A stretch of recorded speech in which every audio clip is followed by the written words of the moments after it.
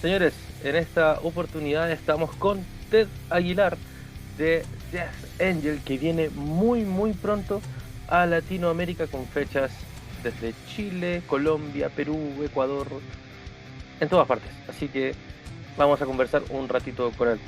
Ted, how are you? How are you doing? Oh, I think you're cutting out. Yeah, I know. Ted? Ooh. Internet. Yeah, I think you were cutting out. I missed that whole intro. Yeah. And you were frozen, like was I didn't know what. Yeah, yeah. But Shall we start again? yeah. Todo esto nunca pasó, caballeros.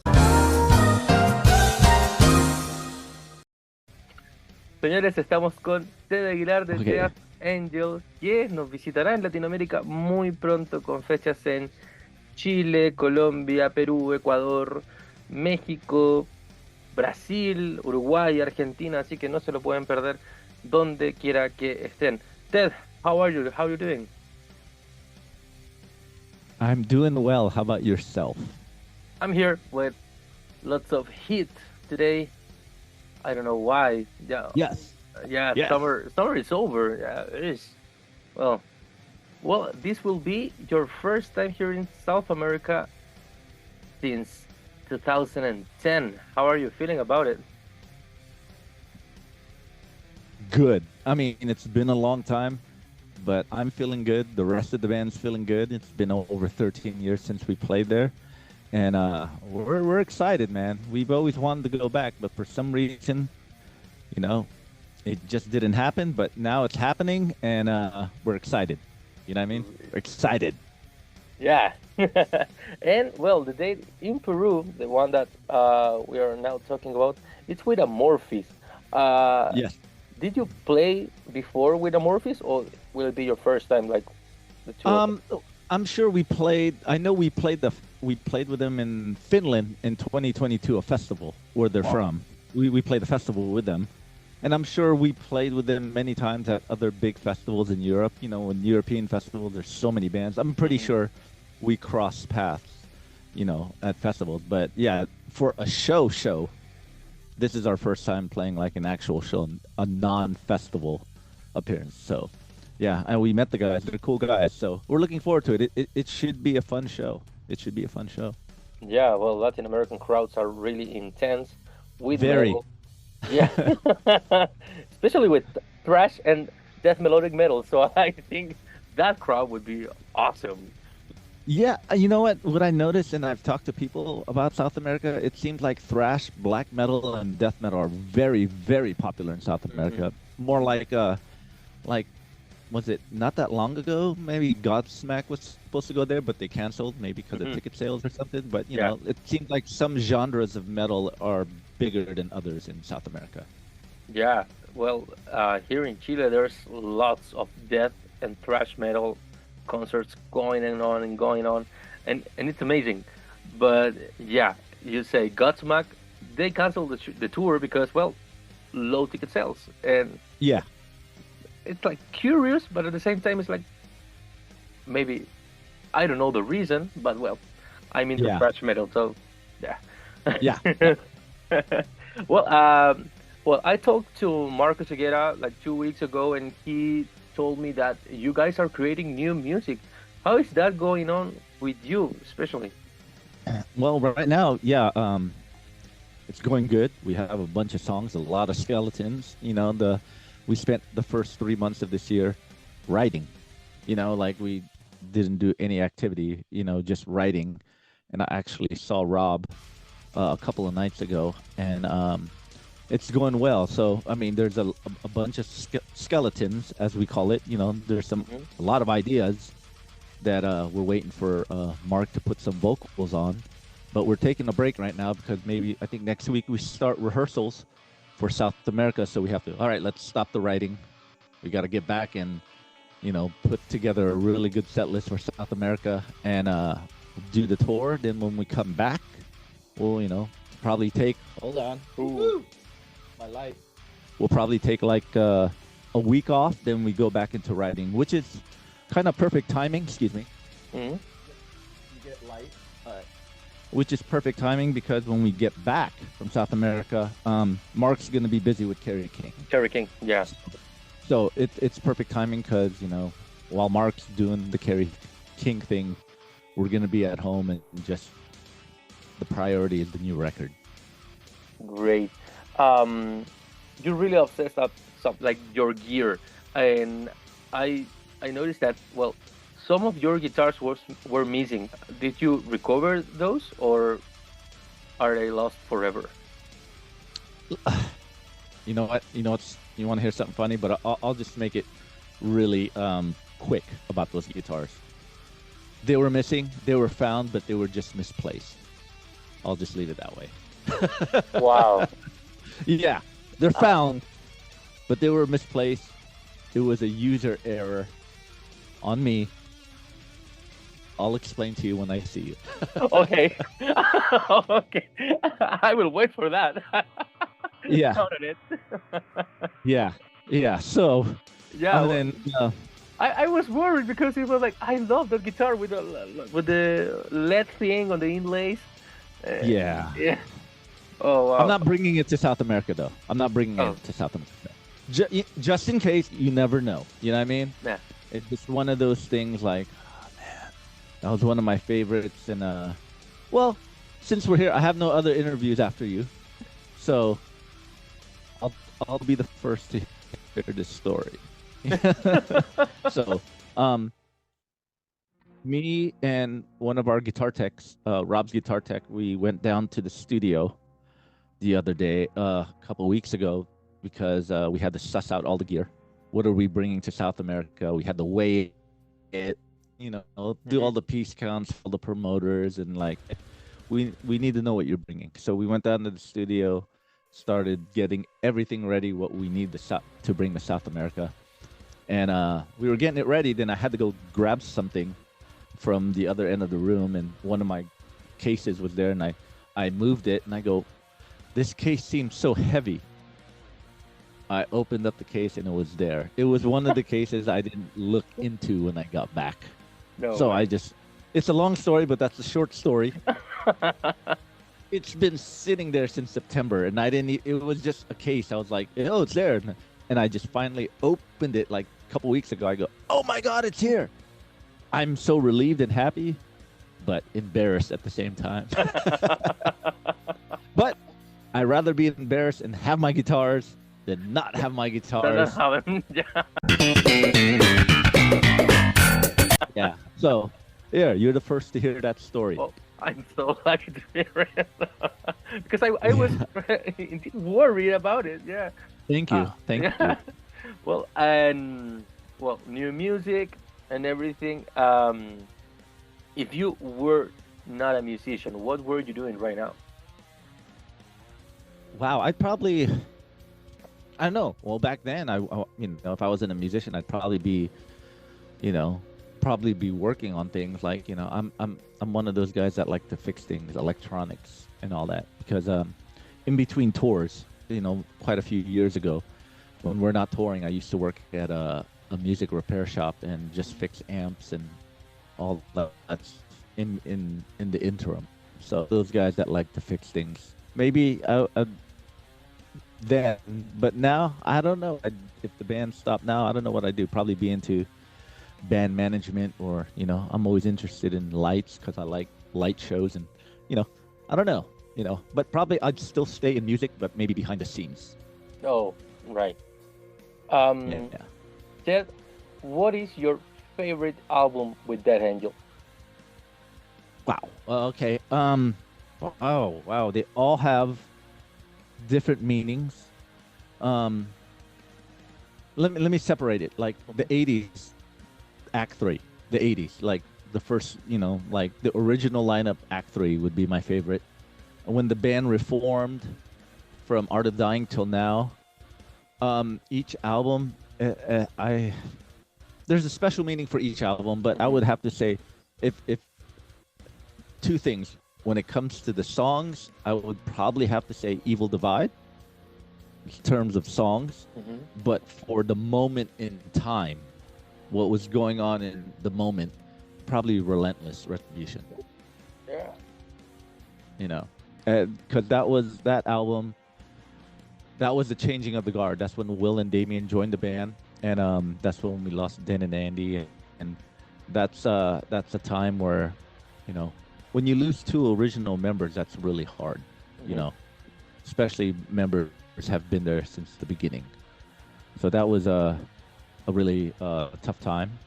So that album was more of a, we're here, we're not going away. So we had to really prove ourselves that we could continue, and you know, and it's some of the best lyrics Mark ever wrote to me on that song. It kind of like, you know, I could relate to everything.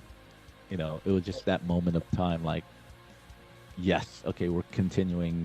This is how we feel, and we just kept going, and here we are today, the same lineup for like 15 years. Yeah. You know, that says something. So that was the album that meant, you know, that got this lineup to keep going, and it's always going to be have a spot in my heart for that record. Yeah, an excellent album, to be honest. The Relentless Retribution one, it's one of my favorites, to be honest. So yeah. Thank you. I love this new era of Death Angel, the Evil Divide, Humanicide, Relentless Retribution. So yeah, every album has its own thing, so it's pretty cool. Yeah. I mean, we like to do that. You know, I mean, each album's got to be different than the other, but within the Death Angel guidelines, as you say. But yeah, you know, we always push ourselves to, you know, evolve and create and progress. You know, right when we're done with an album, that's it. You know, you know, that's the moment in time you can't create. Once we're done, then we go on tour for that album, and when we come back and create a new album, we don't look back at the record and go, we got to write another one like that. And we go, no, that's done. It's there. Let's start clean. All right, let's start from a clean slate. So, but yeah, you know, though we pride ourselves in trying to, you know, push ourselves and try to evolve as humans and as musicians when it's time to create a record. Right. As a metal fan, what are you listening to right now at this moment? Metal. Wow. You know, as of lately, I just usually put on Spotify and just put a shuffle on, you know. Yeah, just, I do the same. Because, you know, nowadays, I mean, it's a different time with metal music. There's so many bands out there right now, which is a good thing. You know, that, you know, there's bands, a lot of metal bands, because, you know, they're carrying the torch of metal and they're creating metal, which is really good. But it's also like so much that it's hard to find the really good bands because there's so many, you know. Back then, you know, people used to go to the record stores and just buy the album because of the cover, or they just buy the album because they saw them live, or they might have read a magazine or something. But now there are just so many that the way I find new bands or something like that is when either we tour with them or somebody in my band or a friend would go, you have to hear this new band. ¡Ya basta, Freezer! Yeah. You know, so there, I mean, I haven't been really listening. Whatever's on Spotify, really. You know, I just put it on the shuffle. If I hear something, oh, that sounds good. But you know, that's how I listen to music nowadays. Yeah. Well, I'm doing the same. But I do like the latest. What I really like is I like Sepultura's Quadra. That's the last good one. The latest Armored Saint is really good. And, you know, just whatever comes up on my Spotify, it's just like, you know, so much, man. Sometimes the old stuff, sometimes new stuff. It's all over the place. Yeah. Yeah, I rediscovered like 2 weeks ago Gamma Bomb and Anthrax. I just like forgot those bands, and I was like, wow. And it was because of a metal mix, or Thrasher's one maybe in Spotify. Yeah. And I was like, yeah. And it was like, oh wow, Anthrax is from like 30 years ago, but it's cool. It's cool to rediscover that music. Yeah, it is. It's cool to rediscover. Spotify lets you do that. That's one of the good things of streaming, where you could just shuffle, and there's so much music out there. And sometimes you go, "What is this?" And you look back and go, "I remember these guys. How come I didn't pay any attention to them back then?" But that's the good thing about music, it's pretty timeless. You could rediscover many years later, and you're like, wow, man, how come I didn't listen to it back then? I mean, the only one in our band who probably knows everything about metal is Will, our drummer. I mean, he could, you mentioned eccentrics. He goes, oh, yeah, I know, I got that, blah, blah, blah, blah, blah. But, he'll tell you, But, I mean, those bands, Gamma Bomb or Gamma Ray or something. I've heard of them, but, Gamma Bomb's I've heard of all these bands, and sometimes you either rediscover them through Spotify or you might see them at a show. Like, for example, I went to see Voivod not that long ago. They've been around, but, I went to see them, but then again, Hyrax was on the bill, like Prong, so it's like some of this stuff you go, oh, man, I remember this song. Maybe I'll go back and listen to that record again, So sometimes either from Spotify or watching a band live, you kind of rediscover it again. Yeah. For you, Ted, what's the best part of making music? Dude, it's just it feels good to create, to do something that, to pick when you picked up an instrument because you're young, and even just playing around with it, even if you don't play it as much, like you just pick it up and play it. Just, for me, it just feels good. It's a good escape from what's going on in your life. Sometimes you just spend maybe an hour of just no disturbance of playing guitar. Either you're practicing to your songs, or learning a cover song or something, or just trying to figure out new stuff. It just, it's very rewarding and very refreshing to just, all right, let me just close the door from the rest of the world, even if it's for an hour or two, and just play. And what's more gratifying too, taking that step, and all right, let me go play with some friends, play with the band, get together and just play some music, and that energy of all of us, it's fun. Then the next step is, all right, let's take it somewhere else and let's go play a show and see, have a good time. So playing music is just, it's in our blood, it's what we do, and it's very rewarding for all of us, individually and collectively. Yeah. Well, I don't know, we're running out of time right now? No, we have some time. Yeah? You're the only, you're my last interview. There's no one after you. Oh, yeah, because I just looking at the hour, I was like, oh, damn. It's like 30 seconds. How about this? How about, man, I'll give you 15 minutes. How about that?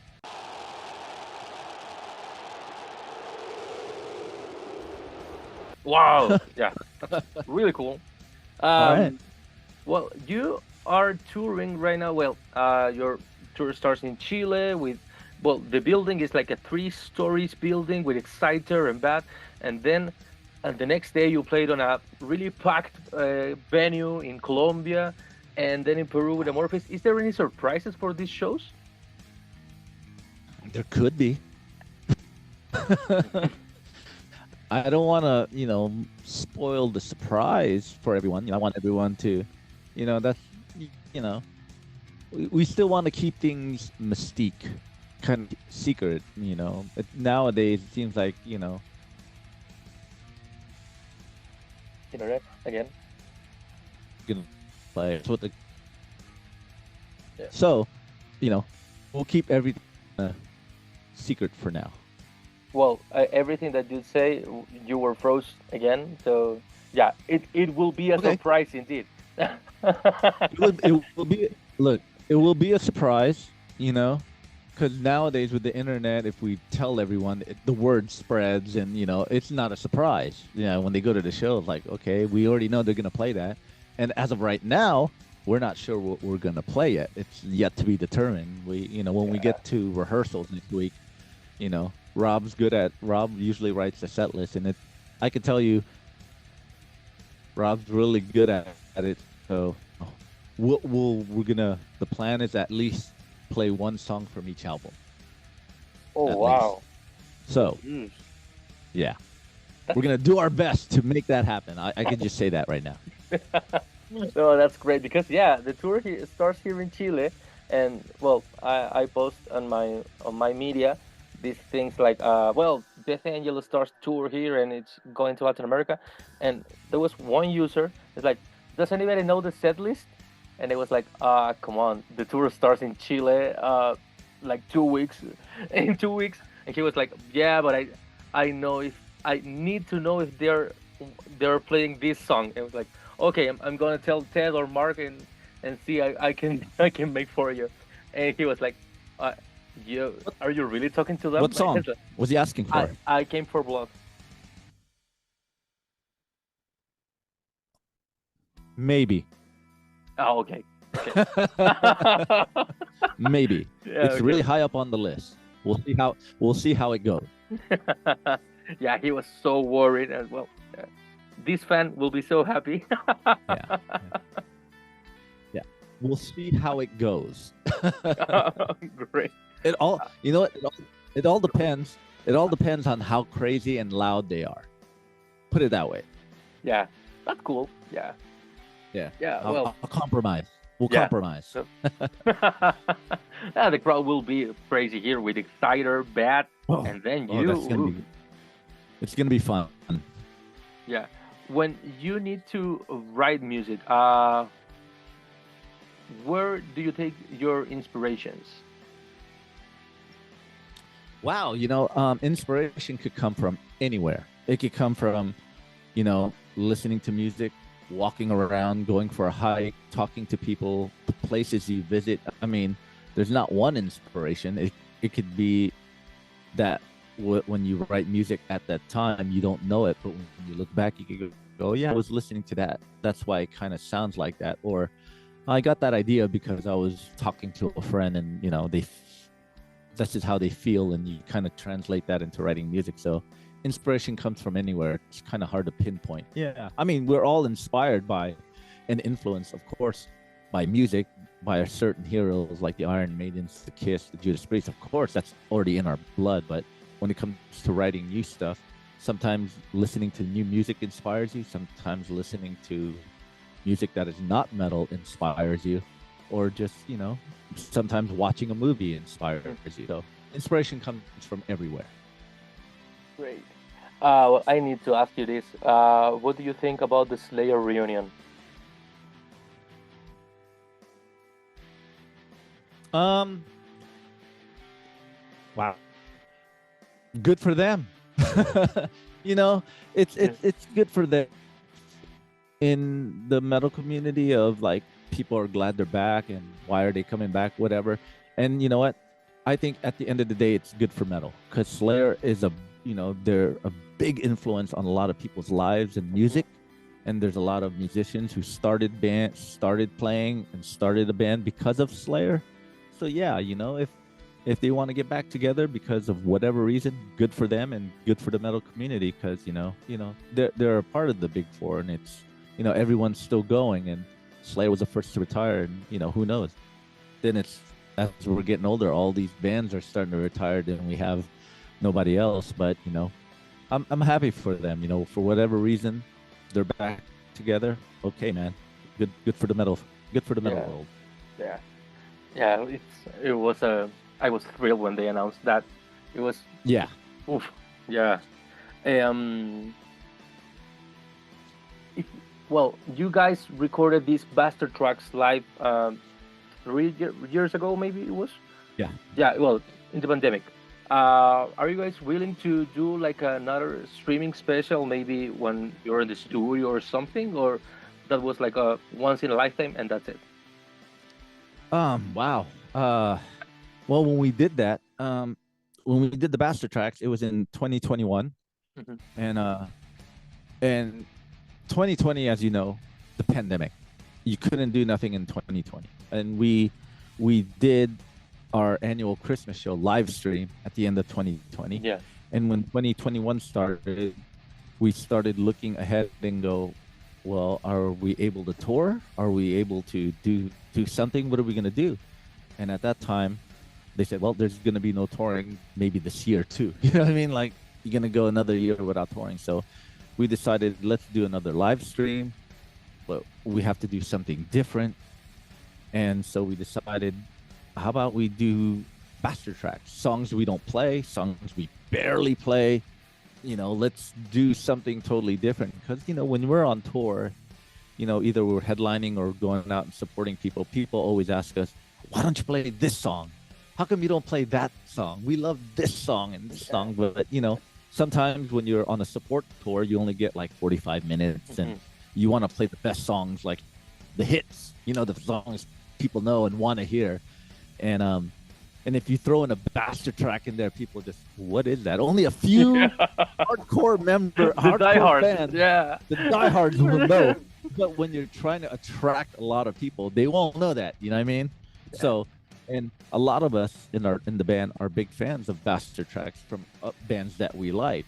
So we decided, why don't we do something different? Because we do we hear what the fans say, but it's like, how are we gonna do this?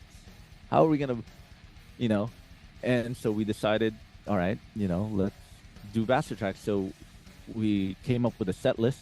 We go, whoa, we haven't played that in a long time, and having to relearn it.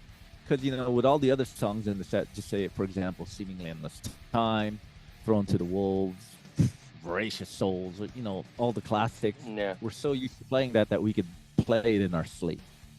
Now, these bastard tracks is like, oh, we got to relearn this. And we haven't played it as much, so we're, it's not like the others where it's muscle memory. Like, yeah, all right, I can play this. So we came up with a set list, and we decided, let's do the bastard tracks, and I don't know if you saw the stream or it comes with a blue. I was there. Oh, okay. And let's talk about each song we play. So it gives the fans something different, interesting story about each song. So that idea we wanted to do, and that's what we did. I mean, will there be another one, Backtracks 2? It would be nice. There's more songs that we haven't played that we like to do, but we'll see how it goes after we record this record. I mean, I'd like to do another one, maybe not a streaming, maybe an actual live show. Great. But it would probably be only the real diehard fans would enjoy it more, because they'll be all, yeah, I know that song and I know this song. Yeah, that would be great. Yeah, thanks. I'm glad you enjoyed it. Yeah, no, I was there. That was Saturday, maybe. It was, so I was, well, nothing to do. It was a pandemic. So I bought my ticket, and I talked to you like 3 days ago before that. So yeah, I was really happy. Like, yeah, I had my meet and greet online, and now I got my bastard track show. So yeah, I was really happy at that moment and enjoy it on my room with my headphones. Yeah, but well, it was what it was. Yeah. Yeah, it was what it was. We invested a lot of time and money into it, and basically we just wanted to do something different. Different from the norm. And it was challenging, but fun and rewarding at the same time. Great. Ted, what are your best friends in the metal scene? Best friends? Wow, my band would be my best friends. Put it this way, we know a lot of people. I know a lot of people. They're all friends. A lot of them are friends. A lot of them are acquaintances. And a lot of them are just, no. But what definition really, really, they tend to be more outside of the music world that I'm in, Yeah. But if I was considered really close friends, would be my band. That's the closest when it comes to the music world, is my band, because I'm with them all the time. We talk all the time. It's like a little gang. But I know a lot of bands. We're friends, but close friends would be my band. Great. Well, Ted, I'm running now. I'm running out of time because I'm only 5 minutes left. So thank you for your time. Thank you for extending this.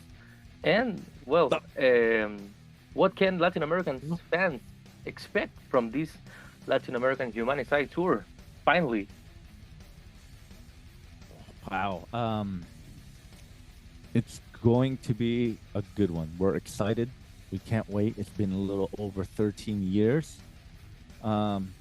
It's been a long time, so we're excited to get down there and just not only play music for the fans, but I can't wait to experience the culture and try out New Peru. I want to try some ceviche. So if you tell me where's a good place to get some ceviche in Peru, I am there.